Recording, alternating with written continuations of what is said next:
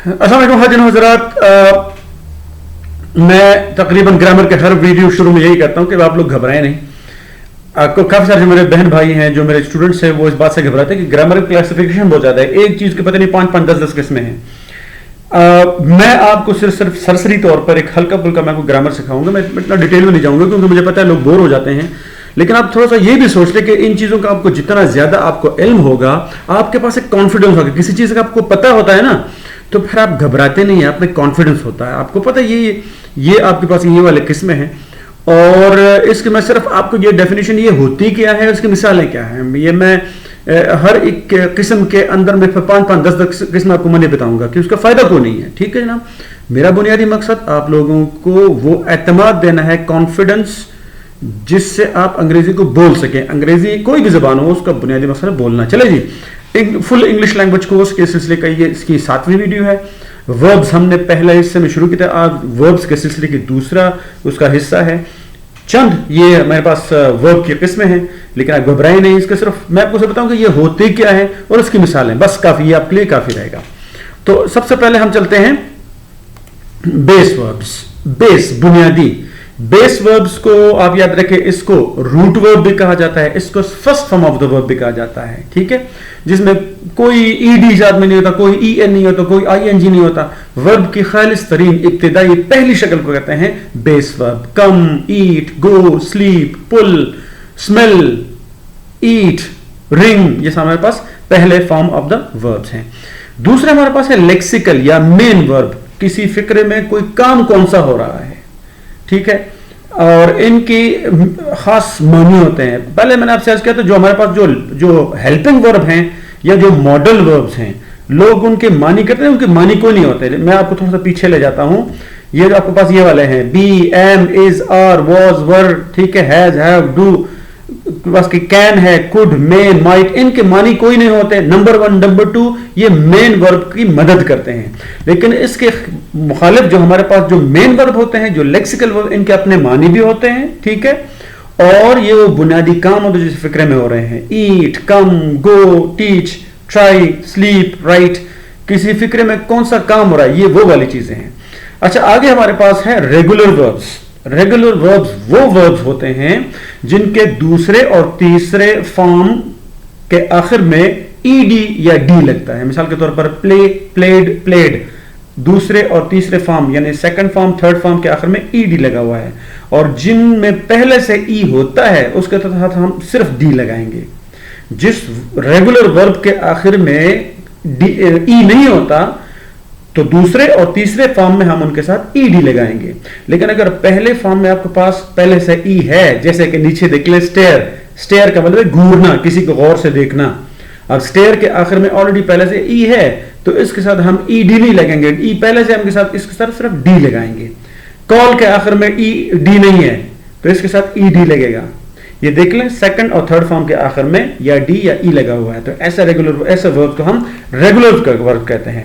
इनके ऑपोजिट है irregular verbs. Irregular verbs हमारे पास वो वर्ब, वो फेल, वो काम है जिनके दूसरे और तीसरे फॉर्म के आखिर में डी या ईडी नहीं लगता। डू, डिड, डन, डिड और डन के आखिर में डी या ईडी नहीं है, वो जिस तरह के पहले लगता है। ईट, एट, ईटन, आखिर में ईडी नहीं है। Sleep, slept, slept, buy, bought, bought, second और थर्ड फॉर्म के आखिर में डी या ईडी नहीं है।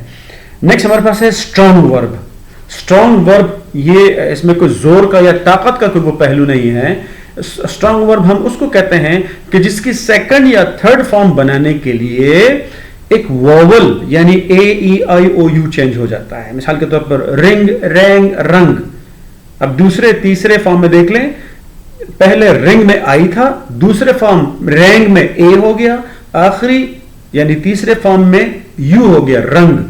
Drink, drank, drunk. Cling, clang, clung. Swim, swam, swum. Sing, sang, sung. अब ये देख लें, सेकंड और थर्ड फॉर्म बनाने के लिए ये मैंने बाकायदा इसको लाल यानी सुर्ख कलर में दिया हुआ है कि ये हमारे पास चेंज होते हैं, इसलिए इनकी वजह से इन वर्ब्स को स्ट्रॉन्ग वर्ब कहा जाता है। नेक्स्ट हमारे पास है एक्शन वर्ब। पहले हमने पढ़ा हुआ है, लेकिन एक्शन वर्ब्स की दो किस्में हो सकती हैं। ठीक है, एक कहते हैं ट्रांजिटिव वर्ब और दूसरा है इंट्रांजिटिव वर्ब। ट्रांजिटिव वर्ब्स किसी फिक्र में वो वर्ब होता है कि फिक्रे के मानी मुकम्मल करने के लिए हमने उसमें लाजमी ऑब्जेक्ट यानी मफऊल लगाना होता है। मिसाल के तौर पर आई पेंटेड, मैंने पेंट किया, क्या कुछ ना कुछ तो लगना है ना, क्या मैंने क्या पेंट किया, आई painted the car, I painted the wall, I painted the door, I painted a picture. तो आई पेंटेड के बाद कुछ ना कुछ लगाना पड़ता है, इसलिए ये पेंटेड हमारे पास ट्रांजिटिव वर्ब है।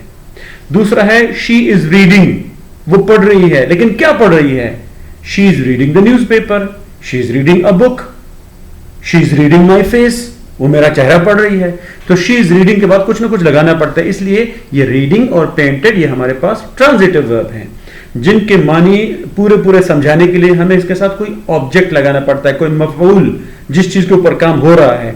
और इंट्रांजिटिव वो वर्ब्स हैं कि जिसमें वर्ब से काम हो जाता है, उसके बाद कुछ लगाने की जरूरत नहीं होती, यानी वर्ब कोई ऑब्जेक्ट, ऑब्जेक्ट क्या होता है, या कोई इंसान या कोई चीज, किसी वर्ब के साथ हम अगर बाद में ना लगाएं तो और उसके बगैर भी उसके मानी मुकम्मल हो जाए तो उस वर्ब को हम इंट्रांजिटिव कहें। मिसाल के तौर पर शी स्माइल्ड, वो मुस्कुराई, अब शी स्माइल्ड के बाद कुछ लगाने की जरूरत ही नहीं है, वो स्माइल के मानी अपने खुद ही पूरे हो गए, तो इसलिए हम इसको इंट्रांजिटिव कहेंगे। आई वेक अप एट 6 AM, अब वेकअप के बाद ना कोई इंसान है ना कोई चीज है, ठीक है, तो ये हमारे पास इंट्रांजिटिव वर्ब है। ठीक है जनाब, और आप ये बात ज़हन में याद रखें कि लाजमी नहीं है कि कोई वर्ब है वो हमेशा ट्रांजिटिव ही रहेगा या वो हमेशा इंट्रांजिटिव रहेगा।